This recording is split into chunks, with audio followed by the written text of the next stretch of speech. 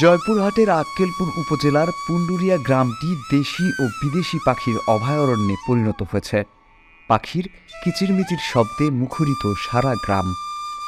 পাখির সেই কোলাহল দেখতে ভোর থেকে সন্ধ্যার আগ পর্যন্ত ওই গ্রামে ভিড় করে থাকেন হাজার হাজার বিনোদন পিপাসু মানুষ। তাই এই গ্রাম পাখির গ্রাম হিসেবে পরিচিত সাধারণ মানুষের কাছে। প্রায় 60-এর দশক থেকে এই গ্রামের বিভিন্ন পুকুর পাড়ে 200টি উঁচু গাছে এবং বাঁশঝাড়ে হাজার হাজার অতিথি পাখি বাসা বেঁধেছে। সেখানেই তারা বাচ্চা দিচ্ছে। এসব পাখির মধ্যে রয়েছে শামুকখোল, বক, আতচোরা, পানকৌড়ি, বাদুড় ও হাড়গিলা। এসব পাখি দেখতে আসা মানুষেরা যেমন খুশি, তার চেয়ে বেশি খুশি গ্রামবাসীরা। সরকারের পৃষ্ঠপোষকতা পেলে এই গ্রামটি গুরুত্বপূর্ণ পাখির অভয়ারণ্যে পরিণত হবে বলে জানান স্থানীয়রা। এখানে পুকুরে পাখি লাগছে অন্তর 1960 সালে।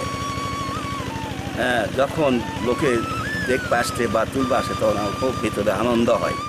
আমি আমার জন্মের আগে থেকেই এইগুলো দেখতেছি, আর এখানে অনেক লোকজন দেখার জন্য আসে। যদি সরকার থেকে সহযোগিতা সহানুভূতি পাওয়া যায় তাহলে হয়তোবা এখানে অভয়ারণ্য গড়ে উঠতে পারে এবং ওঠার সম্ভাবনা আছে। এখানে পাখিগুলো দীর্ঘ 25 থেকে 30 বছর ধরে এখানে বসবাস করে। এখানে বিভিন্ন প্রজাতির পাখি থাকে, তার মধ্যে শামকাল, হাড়গিলা, বক, পানিকাউর, আতচোরা এখানে বিভিন্ন পাখি বসবাস করে।